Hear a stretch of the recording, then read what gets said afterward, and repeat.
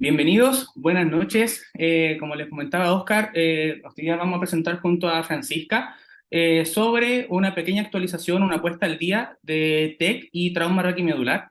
Hemos preparado una presentación en la cual la finalidad es poder entregarle algunas perlas que ustedes sean capaces de poder utilizar durante su quehacer diario. ¿Ya? Así que vamos a partir. Vamos.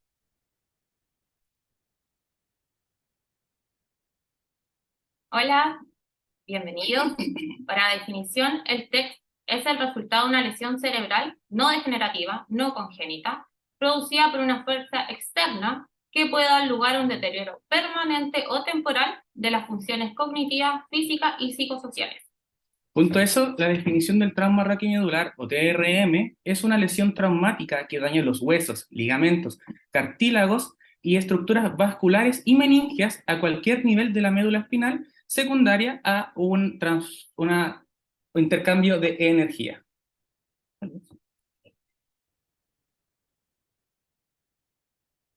La epidemiología representa la principal causa de morbilidad en personas jóvenes funcionales a nivel mundial entre los 18 y 45 años. Su tasa de mortalidad del TEC es del 33 a 55%, siendo la principal causa en adultos jóvenes de sexo masculino. Se da de 3 a 1 en comparación con mujeres. Los accidentes de tránsito es la causa más frecuente con un 54%. Lo sigue en ambas patologías, en ambos TEC, como traumatismo raquimedular, es la causa más frecuente en los accidentes de tránsito. Y ambas poseen una morbilidad asociada a un alto costo socioeconómico.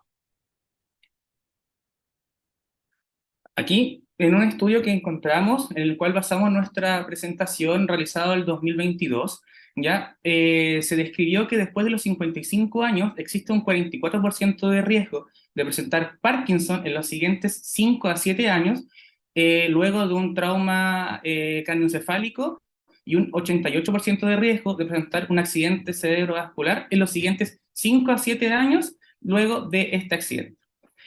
Existe un riesgo de 1,5 veces mayor de presentar epilepsia postraumática luego de una lesión cerebral traumática leve y 17 veces mayor si esta lesión cerebral traumática es grave.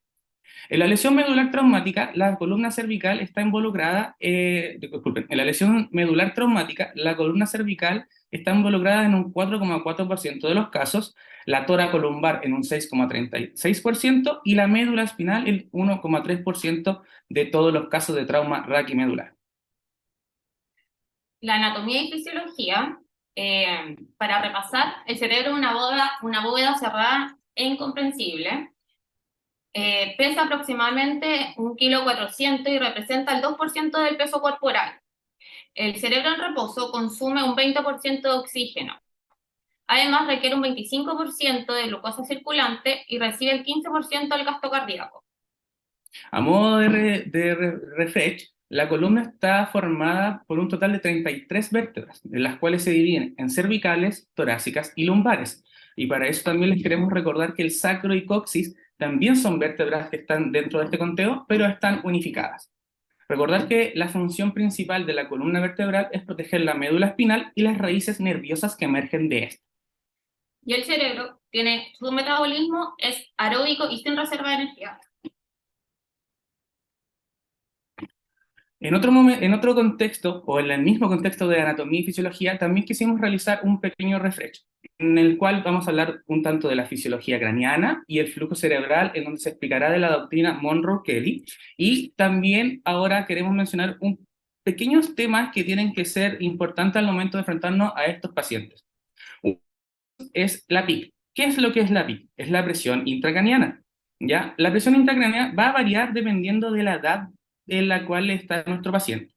Los adultos podemos encontrarnos con una presión de normal que va desde los 7 hasta los 15 milímetros de mercurio, y en los niños podemos encontrar una presión intracraneana desde los 3 hasta los 7 milímetros de mercurio, y ahí estaríamos hablando con normalidad. Esta presión se puede ver elevada incluso hasta 20 milímetros de mercurio, pero a partir de ese punto, por un consenso, se va a empezar a hablar de hipertensión intracraniana, en donde ya deberíamos empezar a ver alguna sintomatología, algunos signos, y debemos ser capaces de intervenir.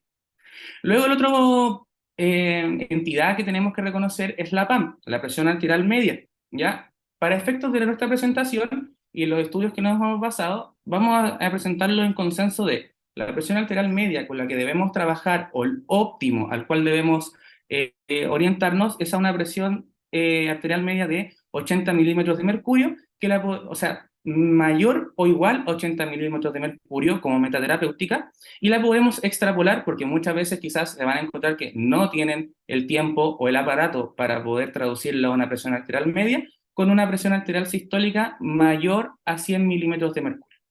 Y ya para terminar la pequeña refresh de estos términos, nos encontramos con la presión de perfusión cerebral, que va a estar directamente relacionada con el flujo sanguíneo cerebral.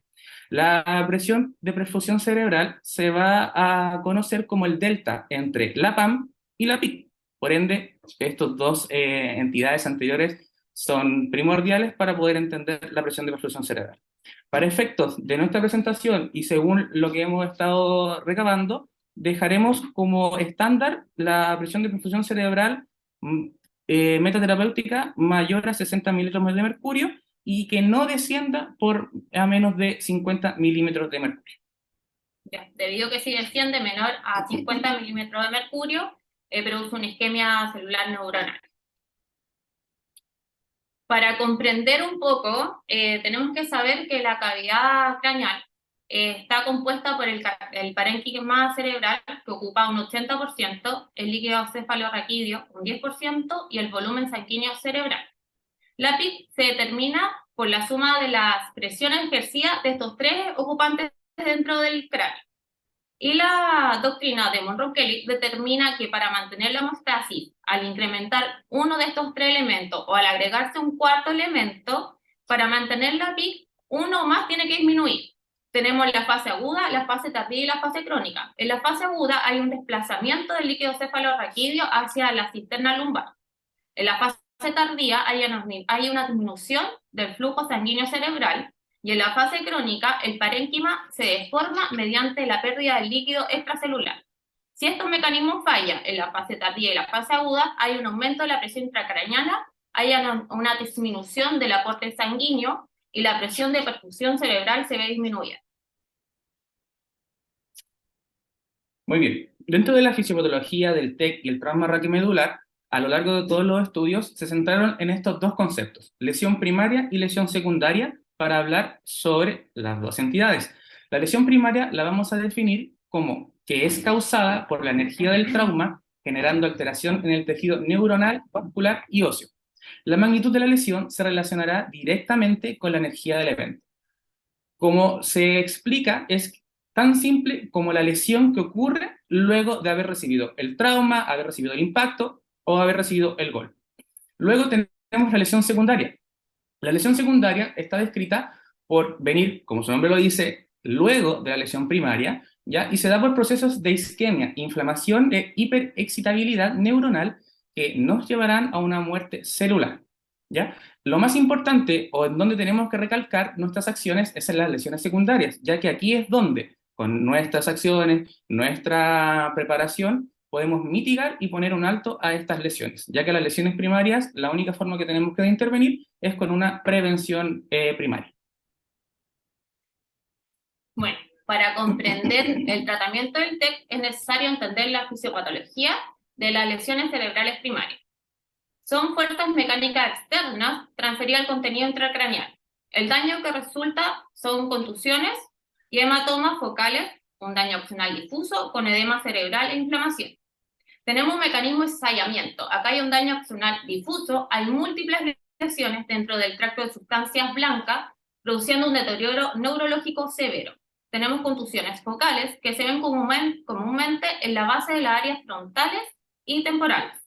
Pueden producir también hematomas intraparenquimatosos y también encontramos hematomas extraxiales, que son fuerzas distribuidas a la bóveda craneal, hematoma epidural, hematoma subdural y hemorragia subaracnoidea. Las lesiones cerebrales secundarias van a estar en base a procesos metabólicos, moleculares, inflamatorios y vasculares. Se activan cascadas que incrementan la liberación de aminoácidos y radicales libres, que como bien sabemos van a ser perjudiciales para nuestras células. Estos llevarán a su vez a muerte celular, neuronal, y van a generar por consiguiente un aumento o un edema cerebral que se traducirá en un aumento de la presión intracerebral. Para evitar los daños cerebrales secundarios que pueden agravar las lesiones neuronales, se debe evitar la hipotensión, la hipoxemia, la fiebre, convulsiones y debemos favorecer una normoglucemia. Bueno, dentro del diagnóstico, para un paciente con sospecha de TEC, tenemos que realizar una anamnesia donde tenemos que recabar los antecedentes del traumatismo. ¿Qué fue lo que pasó? El mecanismo de lesión y los síntomas neurológicos y su evolución. Considerar también la forma de presentación en niños. A través de esto lo hacemos a través de un examen físico, donde tenemos que verificar el tipo de lesión que hay en el cuero cabelludo, descartar otros traumatismos y un examen neurológico completo. La valoración inicial la hacemos a través de la escala de coma de Glasgow, donde la puntuación máxima es de 15 puntos y la mínima es de 3 puntos. Hablamos de un TEC leve con puntaje de 13 a 15 puntos, de un TEC moderado de 9 a 12 y un TEC severo menor o igual a 8 puntos. Además, tenemos que hacer una evaluación de las pupilas. Tenemos que verificar si las pupilas son isocóricas, si son reactivas a la luz. Y además, como ya tenemos a nuestro paciente y ya lo vamos a trasladar a un centro asistencial, tenemos que solicitar, o el médico va a solicitar, ya estudios de imagen, que puede ser a través de una radiografía de cráneo, si se encuentran en un SAR, ya en todo paciente con un Glasgow 15, y un TAC ya en paciente con un Glasgow mayor, o sea, menor o igual a 14. Y exámenes complementarios, hemograma, electrolitos, glicemia, prueba de ovulación, si sospechamos que es un paciente o refiere a un familiar que es un paciente usuario anticoagulante, alcoholemia y toxicología urinaria para ver si el Glasgow está disminuido por el traumatismo o porque está bajo sustancias, bajo droga o otro tipo de sustancias. Bueno, en el diagnóstico como tal de un traumatismo raquimedular, es bien sabido que nos tenemos que centrar tanto en la mecánica y en alguna sintomatología o algunos signos que hayamos mencionado. Pero nosotros quisimos presentarle esta escala, que es la escala de Frankel, ¿ya? Que es una escala bastante simple que podemos utilizar a nivel de prehospitalaria, porque las demás escalas que se mencionaban y que están recomendadas, aparte de Frankel, son orientadas un tanto más a una evaluación neurológica intrahospitalaria. Pero esta nos pareció bastante útil para poder implementarla en la prehospitalaria y poder quizás, si nosotros somos interventores, poder entregar un preinforme médico a nuestro centro regulador y así nuestro regulador poderse hacer una imagen de la situación que estamos viviendo. Entonces, por eso decimos usar Frankel. Frankel divide a nuestro paciente en 5 categorizaciones, que va desde la A hasta la E. En la letra A tenemos la lesión completa, en la cual no hay sensibilidad ni movilidad por debajo del nivel de la lesión. Luego tenemos la B, que se caracteriza desde la B hasta la E, se van a hablar de incompletas, pero con apellido. En este caso será incompleta con solo sensaciones. Algunos elementos de la sensibilidad se han recuperado, pero no hay nada de movilidad. Luego tenemos la C con una función motora inservible o inútil, que describe los textos, y se hablará de que es, independientemente de la función sensitiva, existe movilidad voluntaria, pero no útil en los músculos por debajo del nivel de la lesión.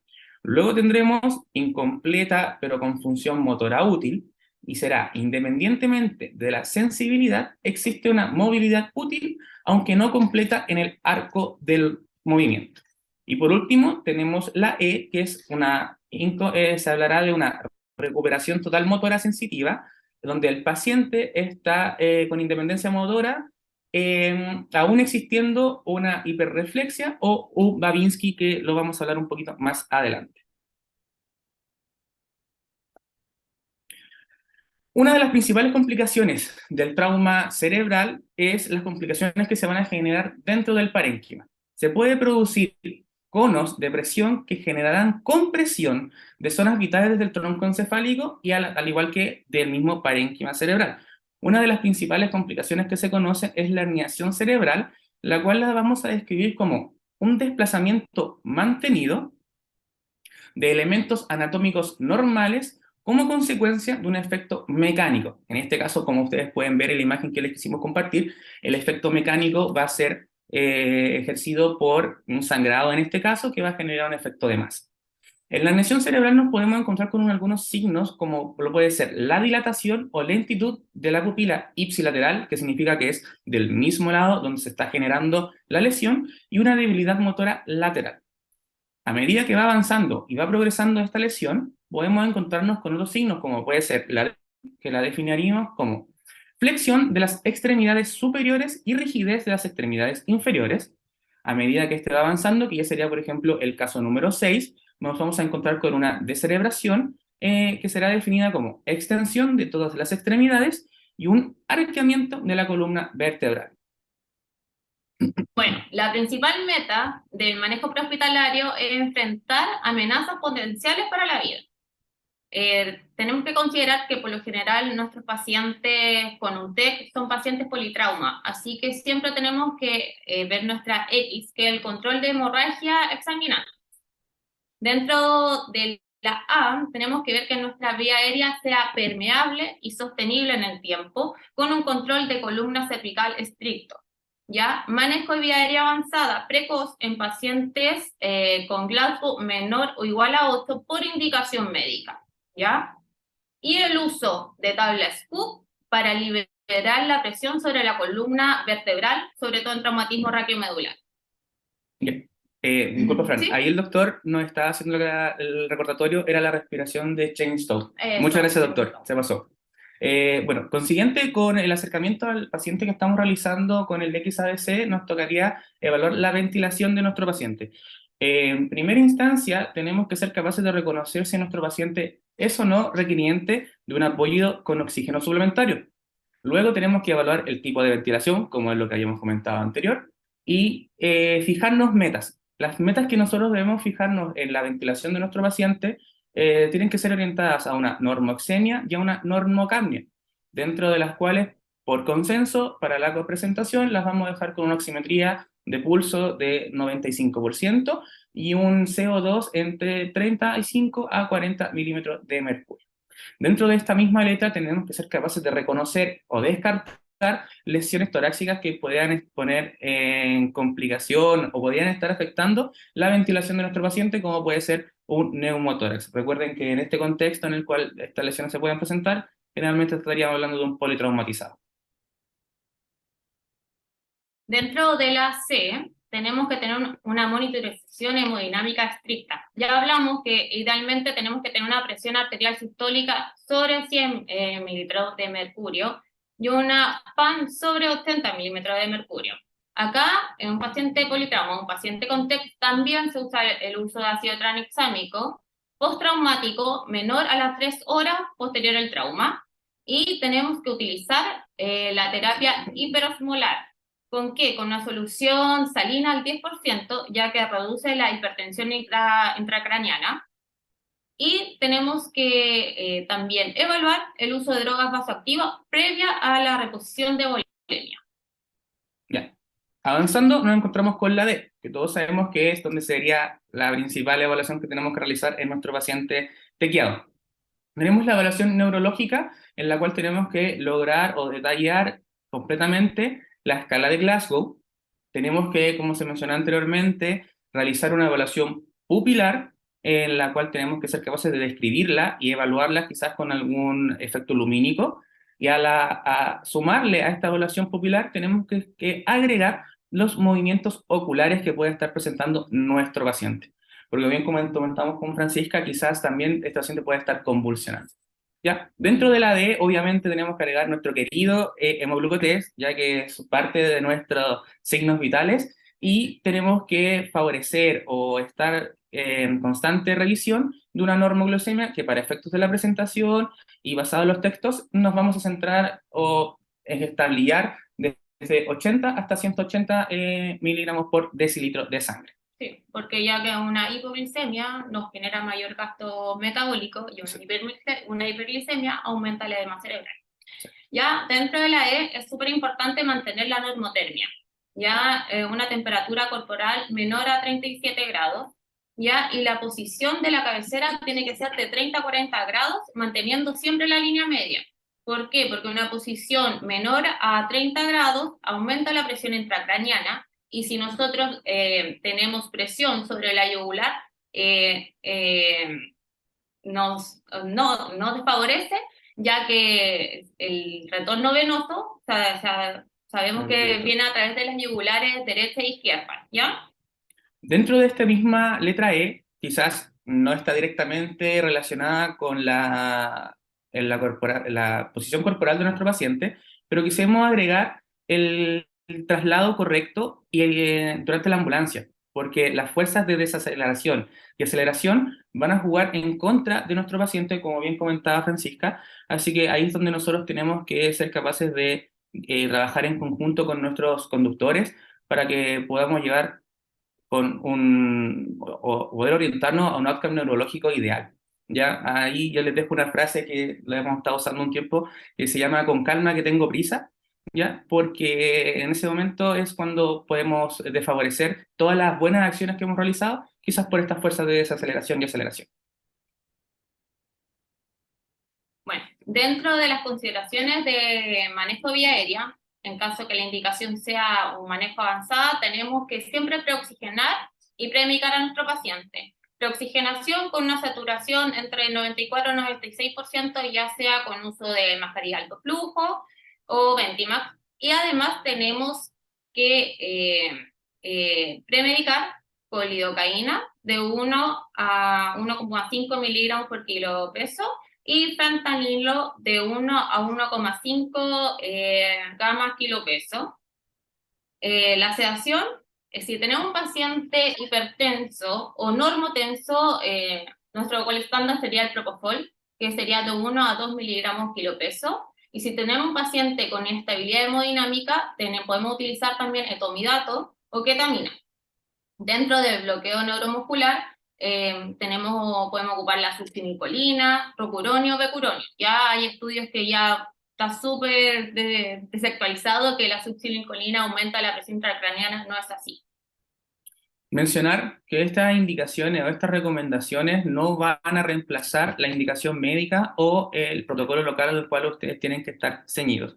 Entonces son solamente recomendaciones, chiquillos, ¿ya? Sí, es importante sí premedicar al paciente porque previene el reflejo simpático, el fentanilo y la lidocaína también mitiga el reflejo laríngeo. Bueno, otra consideración especial que tenemos es la monitorización hemodinámica. Nosotros quisimos recalcar en esta parte porque bien sabemos que los traumas encefalocraneal y el trauma raquimedular puede producir algunas alteraciones hemodinámicas ya que se pierde el control desde el sistema nervioso central. Para eso lo principal que tenemos que lograr es una monitorización continua ya de la frecuencia cardíaca. Como bien vamos a estar hablando de una primera escena, un traslado en el cual no vamos a tener quizá una presión invasiva, quisimos dejarle una presión arterial no invasiva cada 3 a 5 minutos para poder ir monitorizando esta situación. Una oximetría de pulso que nos va a orientar si la frecuencia cardíaca y esta perfusión distal es correcta. Y por último también siempre agregar la capnografía, que es un elemento que tenemos que empezar a usar y ser parte de nuestra intervención. Dentro de las mismas tenemos que garantizar un acceso venoso. Con Francisca estábamos discutiendo quizás el calibre del acceso venoso que podríamos encontrar o que deberíamos utilizar. En primera instancia hablábamos de un calibre superior 18 o 20 para poder administrar drogas y fluidos de manera periférica en el caso de que ustedes tengan la capacidad de poder administrarla. Si ustedes donde estén no son capaces de o no tienen el equipo para poder administrar estas drogas, nosotros les podríamos decir, coloquen la vía venosa que ustedes puedan colocar, porque ya eso va a garantizar y va a dar seguridad a su intervención. Y si no tiene acceso venoso, todo también se puede manejar con la osteoclisis, ¿ya? Exacto. En el fondo acá tenemos que siempre garantizar la euvolemia. Exacto. Aquí lo ideal es, en primera instancia, lograr garantizar la euvolemia, como dijo Francisca, mediante la reanimación con cristaloides. Y en el caso de no lograrlo, ya tenemos que pensar en usar drogas vasoactivas, ¿ya? Y en este caso, la reina de las drogas El gold vasoactivas, estándar. exacto, el gol estándar es la noradrenalina, ya que vamos a lograr un efecto sobre la PAM deseado, un aumento de la PAM, pero no nos va a influir sobre el gasto cardíaco, que es el que tenemos que cuidar. Sí, en el fondo, como dice acá Cristian, tampoco podemos administrar y administrar cristaloides. ¿Por qué? Porque mientras seguimos administrando, vamos a aumentar el edema cerebral. Entonces, tenemos que evaluar siempre la respuesta si administramos 250 cc, cómo responde el paciente. Si el paciente continúa con una PAM menor a 80, posterior ya a la administración de 500, 1000 de volumen, que ya es mucho, podríamos administrar, o sea, ya pensar en la noradrenalina. Y si estamos en un SAR, solicitar inmediatamente contactarse con el médico regulador para poder enviar a un móvil ya avanzado.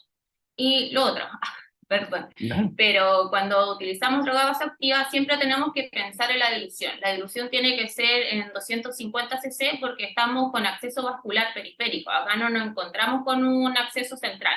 ¿Ya? Para prevenir la necrosis vascular y además que todo uso de drogas vasoactivas es de vía explicita. Bueno, dentro de las consideraciones que tenemos que tener son las fracturas a base de cráneo, ya que tenemos acá nuestros ojos de mapache, signo de Bucklet, otorragia. Ya el ojo de mapache, equimosis periorbital, bilateral, ya, y el signo de Bucklet tenemos una equimosis periorbital, no, perdón, Origina auricular. perioauricular, sí. Dentro de las fracturas que podemos encontrar hay lineales, de hundimiento y de peñasco. Y la morfología de la hipertensión intracraniana tenemos focales, que es el hematoma epidural, por la rotura de una arteria meningia media, y el hematoma subdural, que es por la ruptura de una de las venas corticales. Dentro de la escala de coma de Glasgow tenemos la modificada, que es para lactante y para niños. Ya es súper complejo poder evaluar el Glasgow en pacientes pediátricos, pero siempre tenemos que considerar que un niño con TEC puede presentar los siguientes signos o síntomas. Ya un rechazo a la alimentación o lactancia, alteración a la interacción, que no le llame la atención sus juguetes con los que juega habitualmente, cambio en los patrones de sueño, que esté más somnoliento. Ya hay una pérdida de una habilidad como el control de esfínter, pérdida del equilibrio o inestabilidad en la marcha, vómito explosivo. Y tenemos que recordar también que un niño, o sea, un lactante menor a un año, que tenga la espontaneidad de atención o un Glasgow menor a 14, requiere un traslado rápido porque requiere un TAC para poder pesquisar. Ya acá igual podemos observar que se evalúa lo mismo la respuesta ocular, la respuesta motriz y la respuesta verbal, en tanto como niños mayor a un año como menor a un año. Bueno, y para finalizar, le pusimos ahí una frase que el cuidado es la esencia de la enfermería y la esencia de la salud.